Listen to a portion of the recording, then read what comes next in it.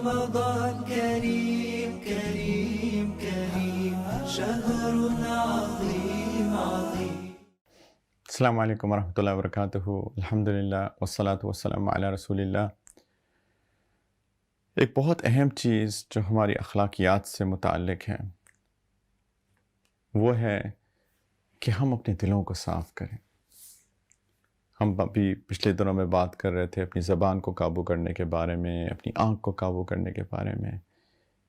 ایک بہت اہم چیز یہ بھی ہے کہ اپنے دل کو بھی قابو میں کریں، اس میں اٹھنے والے جذبات اور احساسات کو بھی قابو میں کریں. شیطان کو موقع نہ دیں کہ وہ ہمارے دلوں میں کسی کے لیے نفرتیں ڈالے. یہ بہت اہم ہے. نبی کریم علیہ السلام نے ایک حدیث مبارکہ میں فرمایا کہ سیدنا انس بن مالک رضی اللہ تعالیٰ عنہ سے خطاب کرتے ہوئے کہ اے میرے بیٹے، اگر تم یہ کر سکو کہ تم ہر صبح اور ہر شام ایسے کرو کہ تمہارے دل میں کسی کے لیے کوئی برے خیالات نہ ہو، کینہ نہ ہو، تو ایسا ضرور کرنا. اور پھر نبی کریم صلی اللہ علیہ وسلم فرمایا کہ یہ میری سنت ہے، یعنی میں بھی ایسا کرتا ہوں. میری ہر صبح ہر شام ایسے گزرتی ہے کہ میرا دل لوگوں کے لیے صاف ہوتا ہے. اور پھر فرمایا کہ یہ میری سنت ہے، اور جو میری سنت سے محبت کرتا ہے وہ جنت میں میرے ساتھ ہوگا. اللہ اکبر. یہ بھی سنت ہے. ہم ظاہری سنتوں کے اوپر محنت کرتے ہیں کہ ہمارے چہرے پہ داڑھی ہو، سر پہ ٹوپی ہو، دائیں ہاتھ سے کھائیں وغیرہ وغیرہ. یہ ساری سنتوں پہ بھی عمل کرنا چاہیے. اللہ کی محبت ملتی ہے اس سے، اللہ تعالیٰ کی طرف سے مغفرت ملتی ہے. لیکن ہم میں سے اکثر باطنی سنتوں کو نظر انداز کر بیٹھتے ہیں. یہ بھی نبی کریم صلی اللہ علیہ وسلم کی سنت ہے، دلوں کو صاف رکھنا. مجھے پتہ ہے لوگ ظلم کرتے ہیں، لوگ زیادتی کرتے ہیں، لوگ برا کرتے ہیں، لیکن یہی تو ہمارا چیلنج ہے کہ ہم کس طریقے سے اپنے دل کو اس کے لیے صاف رکھیں، کس طریقے سے ہم اس کو معاف کرنے والے بن جائیں، کس طریقے سے ہم اس کو اپنے دلوں سے نکال دیں. مجھے احساس ہے کہ کبھی کبھی بہت مشکل ہوتا ہے، کچھ لوگ بہت زیادہ غلط رویہ اختیار کرتے ہیں، لیکن اس چیلنج کو قبول کرنا ہے. ایٹ لیسٹ کم از کم یہ کرنا ہے کہ اس سے بدلہ نہیں لینا، اس کو جواب میں کچھ نہیں کہنا، اس سے انتقام نہیں لینا، اور اپنے دل کو سمجھاتے رہنا ہے کہ میں اللہ کے لیے جانے دیا، اللہ کے لیے جانے دیا، اللہ کے لیے جانے دیا. انشاءاللہ تھوڑے عرصے میں دل صاف ہو جائے گا.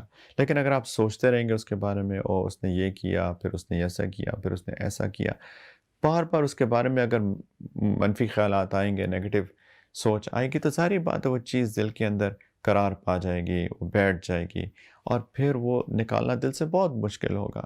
اور اسی سے معاشرے میں نفرتیں پھیلتی ہیں، اسی سے بہت ساری برائیاں پیدا ہوتی ہیں.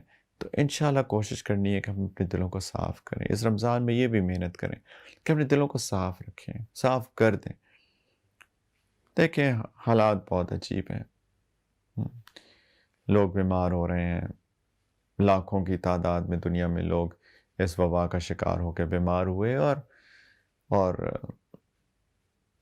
غالباً لاکھ سے زیادہ ان کا انتقال بھی ہو چکا. کس کو کیا پتا کہ کل کو کیا لکھا ہے؟ کسی کو کیا پتا؟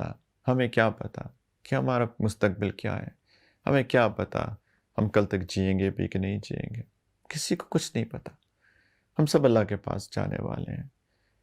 تو یہ جو دلوں کے اندر نفرتیں اور برے خیالات لوگوں کے لیے، اس کے ساتھ اللہ کے پاس جانے کا کیا فائدہ؟ اللہ تعالیٰ نے تو فرمایا قرآن پاک کے اندر، یوم لا ینفع مال ولا بنون الا من اتی اللہ بقلب سلیم. قیامت کے دن مال اور اولاد کام نہیں آئے گے. قیامت کے دن ایک قلب سلیم کام آئے گا، سالم دل، صاف ستھرا دل. اس کے اندر نفرتوں کی اور برے خیالات کی گندگی کو پالنے کا کیا فائدہ ہے؟ ہم سب اللہ کے پاس جانے والے ہیں، جانے دیں. اللہ سے اجر کی امید رکھیں. کوئی ظلم کرتا ہے میرے ساتھ، میں اللہ سے اجر کی امید رکھتا ہوں. دیکھیں اگر کوئی ظلم کرتا ہے نا، تو میں مظلوم ہوں، اور مظلوم اور اللہ کے درمیان کوئی پردہ نہیں ہوتا. یہ وہ وقت ہے جب انسان ہاتھ اٹھائے، اللہ سے دعا کرے، اللہ کے خزانوں میں سے لے، دعاؤں کا اہتمام کرے، ایز اپوز ٹو کہ اس کے لیے انتقام کے منصوبے بناتا رہے اور اس کے لیے دلوں میں نفرتیں پالتا رہے. نبی کریم علیہ الصلوۃ والسلام پہ کتنے ظلم ہوئے، سب کو معاف کر دیا. یہ بھی تو سنت ہے، یہ بھی تو سنت ہے. ایک دفعہ ایک صحابی نبی کریم صلی اللہ علیہ وسلم کی محفل میں حاضر ہوئے تو جب وہ داخل ہو رہے تھے تو نبی کریم علیہ الصلوۃ والسلام نے فرمایا یہ جنتی ہیں. تو ایک صحابی کو کنسرن ہوا، ان کو ایک خیال آیا کہ یہ کیا ایسا کرتے ہیں کن کے بارے میں نبی کریم علیہ الصلوۃ والسلام نے فرمایا کہ یہ جنتی ہیں. تو وہ ان کے گھر چلے گئے، انہیں کہا کہ میں آپ کے گھر رہ سکتا ہوں. انہوں نے بھی نہ پوچھا کہ کیوں، انہوں نے کہا ویلکم جی، آئیے، خوش آمدید. 3 دن 3 راتیں ان کے گھر گزاری اور ان کو مانیٹر کیا، ان کو آبزرو کیا، ان کو غور کیا کہ وہ کیا کرتے ہیں. 3 دن میں کوئی ان کو خاص چیز نظر نہیں آئی جو باقی صحابہ کرتے تھے، وہ بھی کرتے تھے. تہجد رات کو اٹھ کے پڑھ لی، گھر والوں کے ساتھ وقت گزارا، کام کاروبار وغیرہ، نمازیں پڑھی. تو انہوں نے پوچھا 3 دن کے بعد کہ دیکھیں میں آیا اس لیے تھا کہ اس دن آپ آئے تھے نبی کریم علیہ الصلوۃ والسلام کے پاس، تو انہوں نے آپ کے لیے جنت کی خوشخبری دی تھی، میں جاننا چاہتا تھا آپ کا وہ عمل کیا ہے. تو انہوں نے کہا کہ مجھے بھی کوئی خاص بات اپنے بارے میں تو نہیں پتہ، لیکن ایک چیز ضرور ہے کہ میں جب بھی رات کو سوتا ہوں اپنے دل کو صاف کر کے سوتا ہوں، کسی کے لیے کوئی برا خیال نہیں ہوتا. انہوں نے کہا یہی وجہ ہے، یہی وجہ ہے. تو انشاءاللہ ہم اس کے اوپر محنت کریں، اللہ کے خزانوں سے لیں، اللہ کے لیے لوگوں کو معاف کریں. اس رمضان کی یہ ایک محنت بھی ہم نے کرنی ہے انشاءاللہ، تاکہ ہم رمضان کا جو مقصد ہے تقویٰ، اس کو حاصل کرنے والے بن سکیں انشاءاللہ. رمضان كريم كريم كريم شهر عظيم عظيم.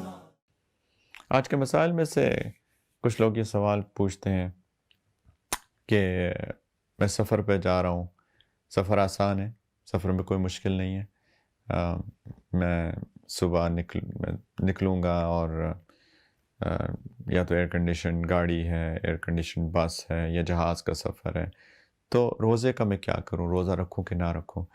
دیکھیں عند الاحناف سفر میں اگر مشکل نہ ہو تو روزہ رکھنا افضل ہے، کیونکہ رمضان کے روزے کی بات ہی کچھ اور ہے.